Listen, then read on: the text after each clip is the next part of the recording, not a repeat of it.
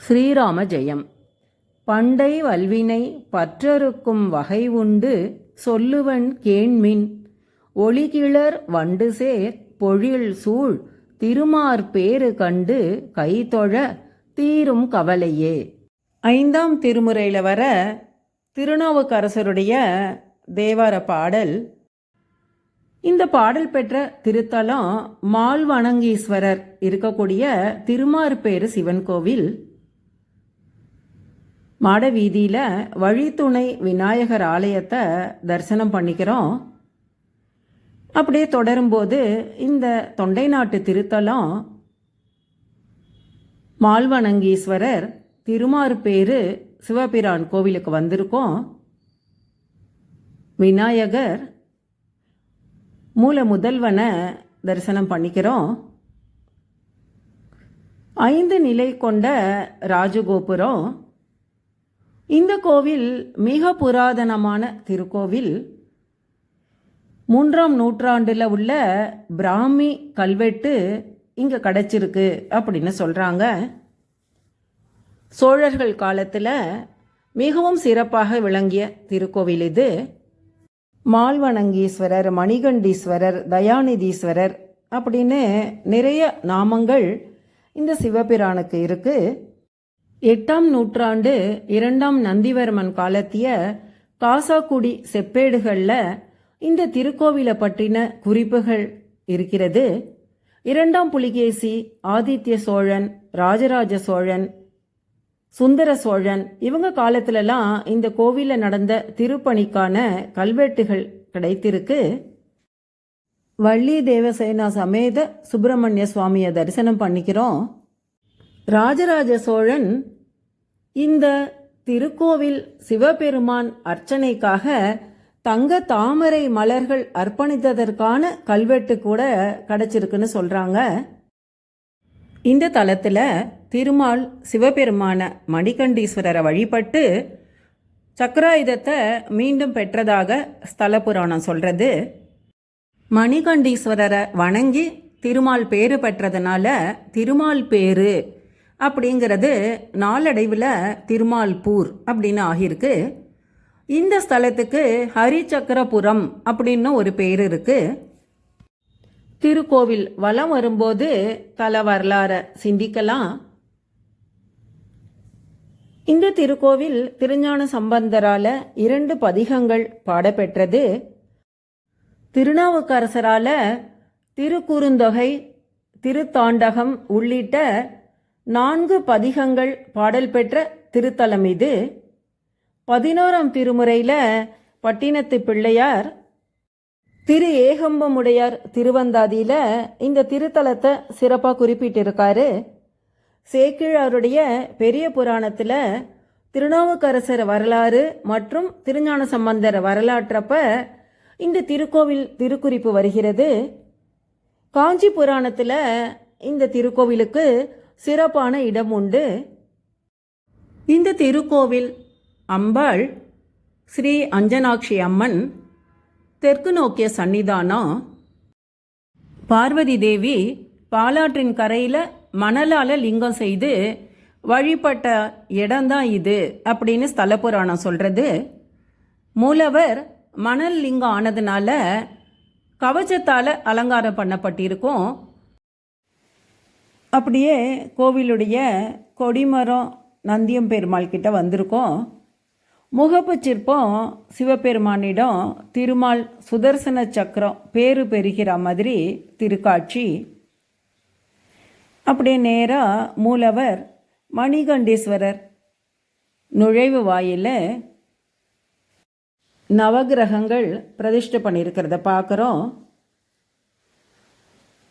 பிரதான நுழைவு வாயில் இந்த பக்கம் திருமார்பேறு திருத்தல வரலாற விவரமாக எழுதி போட்டிருக்காங்க.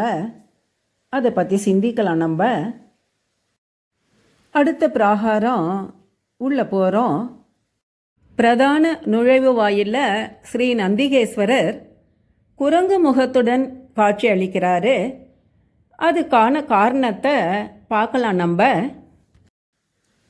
சன்னிதானத்துக்கு நேராக திருமால் வணங்குற மாதிரி திருக்காட்சி துவாரபாலகர்கள் ரொம்ப சிறப்பாக இருக்காங்க பாருங்க.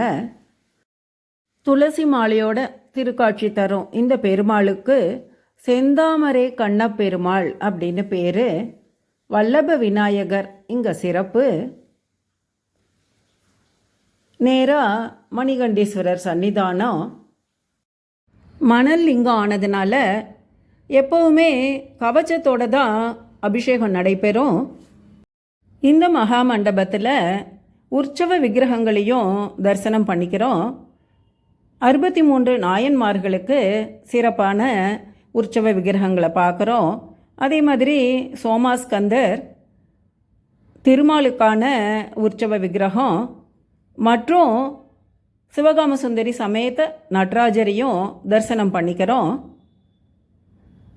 இப்போ நம்ம மூலவர் மணிகண்டீசர் மால் வணங்கீசரை சிறப்பாக தரிசனம் செய்துக்கிறோம். நேராக திருமால் வணங்கின்னு இருக்க மாதிரி அமைப்பு. பிராகார வலம் வருவோம். இங்கே தசகரத்தோட வல்லப விநாயகர் காட்சி கொடுக்குறாரு. பக்தர்கள் பிரார்த்தனை செலுத்த துலாபாரம் இருக்கு. சூரிய பகவானை தரிசிக்கிறோம். அடுத்தது ஸ்ரீ சோழீஸ்வரர். அப்படியே தொடரும்போது நால்வர் தரிசனம் பண்ணிக்கிறோம். அதுக்கப்புறம் 63 நாயன்மார்கள் மற்றும் சிவ ஆகமப்படி கோஷ்டத்தில் விநாயகர், தட்சிணாமூர்த்தி, பிரம்மா, துர்கை எல்லாரையும் தரிசனம் பண்ணுவோம். இப்போ நம்ம இந்த தெற்கு வாசலை பார்க்குறோம். இந்த மகா மண்டபத்துக்கு தெற்கு வாசல் வழியாகவும் போய் தரிசனம் பண்ண முடியும். சுற்று சுவர்களில் இந்த திருக்கோவிலுக்கான பதிகங்களை மிக அழகாக பதிவு பண்ணியிருக்காங்க. பண்டை வல்வினை பற்றறுக்கும் வகை உண்டு அப்படின்னு திருநாவுக்கரசர் சொன்ன தேவார பாடலை பார்த்தோம். இந்த திருமார்பேரு மணிகண்டீஸ்வர வணங்க நம்மளுடைய ஊழ்வினை வல்வினை எல்லாம் தீரும் அப்படிங்கிறாரு. இந்த திருக்கோவில் மணிகண்டீஸ்வரை வணங்கினா இடரில்லையே அப்படின்னு திருநாவுக்கரசர் சொல்கிற பதிகத்தை பார்க்கலாம். ஆலத்தார் நிழலில் அறநால்வர்க்கு கோலத்தால் உரை செய்தவன் குற்றமில் மாலுக்கு ஆரருள் செய்தவன் மார்பேறு ஏலத்தான் தொழுவார்க்கு இடரில்லையே அப்படிங்கிறாரு. கல்லால மரத்து நிழல்ல நால்வர்க்கு அறத்தை அழகுபட உரைத்தவனும் குற்றமற்ற திருமாலுக்கு நிறைந்த பேரருள் செய்தவனுமாகிய இந்த சிவபெருமான் உரையும் திருமார்பேற்றை பொருந்தி தொழுவார்க்கு இடர்கள் இல்லைங்கிறாரு. இந்த சிவபெருமானுக்கு பவள மலையார் அப்படின்னு ஒரு பேர் இருக்கு. திருநாவுக்கரசர் 6ஆம் திருமுறை திருத்தாண்டகத்தில் பாரானை பாரினது பயனானை அப்படிங்கிற பதிகத்தில் ஒவ்வொரு பாடல் முடிவுலையும் செம்பவள குன்றினை சென்றடைந்தேன் நானே அப்படிங்கிறாரு. சீரானை செல்வனை திருமாறு பேற்றம் செம்பவள குன்றினை சென்றடைந்தேன் நானே. திளைக்கின்ற சடையானை திருமாறு பேற்றம் செம்பவள குன்றினை சென்றடைந்தேன் நானே. அடுத்தடுத்த பாடல்களில் திளைக்கின்ற சடையானை திருமாறு பேற்றம் செம்பவள குன்றினை, சிலை நிலவு கரத்தானை திருமாறு பேற்றம் செம்பவள குன்றினை, சீராத பெருமாளை திருமாறு பேற்றம் செம்பவள குன்றினை, செருநிலவு படையானை திருமார் பேற்றம் செம்பவள குன்றினை, திறத்தானை திகழொளியை திருமார் பேற்றம் செம்பவள குன்றினை சென்றடைந்தேன் நானே அப்படிங்கிறாரு. இப்போ நம்ம ஸ்ரீ அஷ்டபுஜ துர்க்கையை தரிசனம் பண்ணிக்கிறோம். இங்கே ராகுகால வழிபாடு ரொம்ப சிறப்புன்னு சொல்கிறாங்க. அடுத்து சண்டிகேஸ்வரர் சிறப்பான தரிசனம். இந்த சிவபெருமான பின்வரும் நாமங்களை சொல்லி வழிபடுவது ரொம்ப சிறப்பு. மணிகண்டீஸ்வரர், தயாநிதீஸ்வரர், பிரபாலேஸ்வரர், சாதரூபர், பவளமலையார், வாட்டம் தவிர்த்தார், மால் வணங்கீசர், தீண்டச் சிவந்தார், சாகீசனார், இந்த மாதிரி நாமங்கள் இருக்குது. நம்ம சிந்தித்த திருநாவுக்கரசருடைய 6ஆம் திருமுறை திருத்தாண்டகம்தான் மிக அழகாக சுவற்றில் பதிச்சிருக்காங்க. நம்ம பிராகார வளத்தை தொடருவோம். அடுத்ததாக சபாநாயகர் ஆடல் வல்லான் மண்டபம், சபாநாயகர் துதி. அடுத்தபடியாக ஸ்ரீ வீரபத்திரர், ஸ்ரீ சனீஸ்வரர் சிறப்பான தரிசனம். சந்திரரை தரிசனம் பண்ணி பிராகார வளத்தை நிறைவு செய்கிறோம். மீண்டும் பாருங்க, திருமால் வணங்கும் மணிகண்டீஸ்வரர் சன்னிதானம் மூலவரை மனசார பிரார்த்தனை பண்ணிக்கிறோம். இப்போ நம்ம கோவில் கொடிமரம் கிட்ட வந்து நந்தியம் பெருமானை தரிசனம் பண்ணிட்டு இந்த திருக்கோவில் பார்வதி தேவி அஞ்சனாட்சி அம்பாளை தரிசனம் பண்ணலாம். திருக்கோவில் ஸ்தல விருட்சம் வில்வ மரம். அஞ்சனாட்சி அம்பாள் தெற்கு நோக்கிய சன்னிதானம்னு பார்த்தோம். யாகசாலை, அதுக்கு அடுத்தது அஞ்சனாட்சி அம்பாளுடைய சன்னிதானம். ராஜகோபுரத்துக்கு மிக அருகிலேயே அம்பாள் சன்னிதானம். முகப்பு சிற்பத்தில் முப்பெருந்தேவியர் கல்வி, செல்வம், வீரம் அனைத்தும் அருளக்கூடிய பார்வதி தேவி ஸ்ரீ அஞ்சனாட்சி அம்பாளை தரிசனம் பண்ணலாம். இப்போ இந்த அம்பாளுக்கு நவராத்திரி மற்றும் ஆடிப்பூர உற்சவம் மிக சிறப்பு. சிம்ஹவாகினி பார்வதி தேவி சன்னிதானம் கிட்ட வந்திருக்கோம். இந்த அஞ்சனாட்சி அம்பாளை கருணை நாயகி அப்படின்னு சொல்கிறாங்க. கருணை நாயகி உடனுரை மணிகண்டீஸ்வரர் திருக்கோவிலில் தான் குறிப்பிடப்படுகிறது. அம்பாள் சிறப்பான தரிசனம். இங்கே குறிப்பிடத்தக்க அம்சம், அம்பாள் இருக்கிற பீடத்தில் கூர்மம், அஷ்டகஜம், அஷ்டநாகம் எல்லாம் இருக்குது. ரொம்ப சிறப்பான அமைப்பு அப்படின்னு சொல்கிறாங்க. நம்ம தரிசனம் போன அன்றைக்கு அபிஷேகம் முடிஞ்சு மீண்டும் மிக சிறப்பான அலங்காரத்தில் அம்பாளை பார்க்கும் பாக்கியம் கிடைத்தது. இந்த அஞ்சனாட்சி அம்பாளை திருஞான சம்பந்தர் கருந்தட மலர்கண்ணி அப்படின்னு இந்த ஸ்தலத்துக்கான தேவார பாடலில் குறிப்பிட்டிருக்காரு. முதல் திருமுறையில் வரக்கூடிய அந்த பாடலை பார்க்கலாம். குறுந்தவன் குறுகவன் கூர்மையவன் பெருந்தகை பெண் அவன் ஆணும் அவன் கருந்தட மலர்கண்ணி காதல் செய்யும் மருந்தவன் வளநகர் மார்பேரே. இந்த திருமால் பேற்றில் வீற்றிருக்கக்கூடிய சிவபெருமான் குருத்தாக, தளிராக, மொட்டு, காய் முதலாக விளங்குபவன், பெருந்தகையாய் பெண் ஆண் வடிவோடு அர்த்தநாரீஸ்வரராக விளங்குபவன், தடாகத்தில் பூக்கும் கருநீல மலர் போல கண்களை உடைய அந்த பார்வதி தேவியால் விரும்பப்படுபவன், அரிய மருந்தாய் விளங்குபவனும் இந்த வளநகர் திருமால்பேற்றில் வீற்றிருக்கும் சிவபெருமான் அப்படின்னு சொல்கிறாரு. நம்ம இப்போ இந்த அம்பாள் சன்னிதானத்தை வலம் வந்துருக்கோம். பிராகார வலம் நிறைவு பெற்று மீண்டும் அஞ்சனாட்சி அம்பாள் சன்னிதானம் வந்து மனசார பிரார்த்தனை பண்ணிக்கிறோம். நம்ம இப்போ இந்த கோவில் பிராகாரத்தை வலம் வந்து அப்படியே இந்த திருக்கோவிலுடைய ஸ்தல புராணத்தை சிந்திக்கலாம். ததீச்சி முனிவருடைய முதுகு எலும்ப வஜ்ராயுதமாக செய்து தான் இந்திரன் விருத்தாசுரனை வெற்றி பெற்றது நம்ம அறிந்த புராணம். இந்த ததீச்சி முனிவர் சிறுவராக இருந்தப்ப குபன் அப்படிங்கிற ராஜகுமாரன் தோழனாக இருக்கான். ஒரு நாள் இருவருக்கும் அந்தனர் உயர்ந்தவரா சத்திரியர் உயர்ந்தவரான்னு வாக்குவாதம் வரும்போது அந்த குபன் ததீசி முனிவரை ரொம்ப அடித்து போட்டுடுறான். அதில் சத்திரியருடைய பலத்தை அறிந்த ததீசி முனிவர் மிகவும் மனசு வருந்தி சிவபெருமானை நோக்கி தீவிரமாக தவம் இருந்து வஜ்ரமான எலும்பை உடைய தேகத்தை பெறுகிறாரு.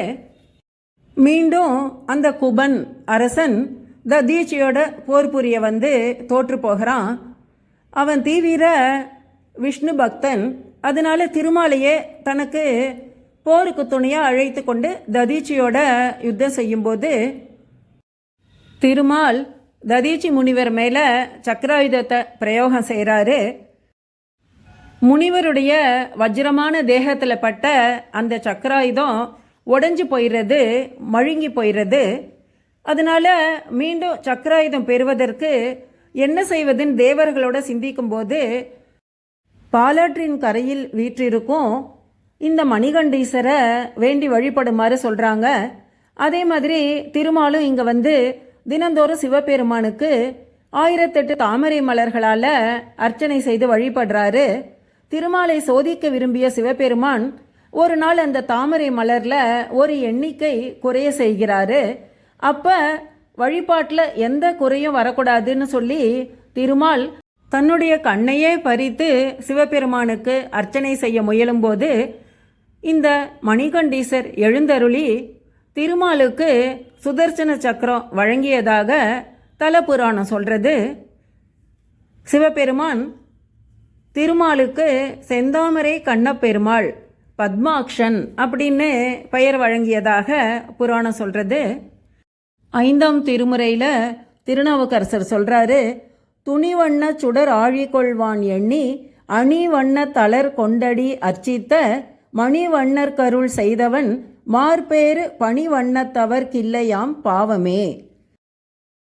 தீவினை செய்பவர்களை அழிப்பதற்காக ஒளிமிகுந்த சக்கராயுதத்தை வேண்டி அழகிய மலர்களால் அர்ச்சனை செய்த நீல மணி போல் நிறத்தை உடைய திருமாலுக்கு அருள் செய்த இந்த திருமார்பேற்றில் வீற்றிருக்கும் சிவபெருமானை பணிந்தவர்களுக்கு வணங்கியவர்களுக்கு பாவங்கள் இல்லையாம் அப்படிங்கிறாரு திருநாவுக்கரசர். நம்ம இப்போ பிராகார வளம் நிறைவு பெற்று மீண்டும் கொடிமரம் கிட்ட வரப்போகிறோம். நம்ம மணிகண்டீசர் நுழைவு வாயிலில் ஒரு நந்திகேஸ்வரர் குரங்கு முகத்தோட பார்த்தோம். அதற்கு காரணமான புராணத்தை பார்க்கலாம். ராவணன் இந்த மணிகண்டீஸ்வரரை தரிசனம் பண்ண வந்தப்ப தக்க சமயம் அல்ல அப்படின்னு நந்திகேஸ்வரர் ராவணனை தடுத்தாராம். அதில் மிகவும் கோபமடைந்த ராவணன், நீ குரங்கு முகமா ஆக கடவாய் அப்படின்னு சபித்தாராம். அப்பதான் அந்த நந்திகேஸ்வரர், நீ வந்து ஒரு குரங்கால தான் அழிவாய் அப்படின்னு சாபமிட்டதாகவும், அதனால தான் ராம ராவண யுத்தத்தில் வானரப்படை உதவி செய்ததாகவும் ராவணன் அழிந்ததாகவும் இந்த ஸ்தல புராணம் சொல்கிறது. நம்ம மிக அழகிய நீண்ட கொடிமரத்தை பார்க்குறோம். இந்த திருக்கோவிலில் மாசி மாதம் பிரம்மோற்சவம். சிறப்பு என்னன்னா, மாசி மகம் அன்று சிவபெருமானுக்கு தீர்த்தவாரியும் திருமாலுக்கு கருட சேவையும் மிக சிறப்பாக நடைபெறும் அப்படின்னு சொல்கிறாங்க. இந்த திருத்தலத்தில் திருமால் எழுந்தருளி இருப்பதனால வைணவ சம்பிரதாயங்களான சடாரி சாதிப்பது மற்றும் தீர்த்தம் வழங்கும் நடைமுறை இருக்கிறது. இப்போ நம்ம கொடிமரத்துக்கிட்ட வந்து மீண்டும் ஸ்ரீ மணிகண்டீஸ்வரரை மனதார பிரார்த்தனை பண்ணிக்கிறோம். தரிசனம் முடிஞ்சு ராஜகோபுரம் கடந்து வெளியில் வந்தால் இந்த திருக்கோவிலுடைய தீர்த்தமான சக்கர தீர்த்த திருக்குளத்தை பார்க்க முடியும். இங்கிருந்து திருக்கோவில் ராஜகோபுரமும் அஞ்சனாட்சி அம்பாளுடைய கர்ப்பகிரக விமானமும் சிறப்பான திருக்காட்சி. அருகிலேயே இந்த திருக்கோவிலுடைய தேர் பிரம்மோற்சவத்தில் தேரோட்டம் ரொம்ப சிறப்பாக இருக்குமா. தொண்டை நாட்டு பாடல் பெற்ற ஸ்தலமான திருமார்பேறு ஸ்ரீ அஞ்சனாட்சி சமேத மணிகண்டீஸ்வரர் திருக்கோவில் சிறப்பான தரிசனம். திருஞான சம்பந்தர் வரிகளில், சால மாமலர் கொண்டு சரணென்று மேலையார்கள் விரும்புவர் மாலினார் வழிபாடு செய் மார்பேற்று நீல மார்க்கண்ட நின்னையே. ஓம் நமச்சிவாய. ஸ்ரீராம ஜெயம்.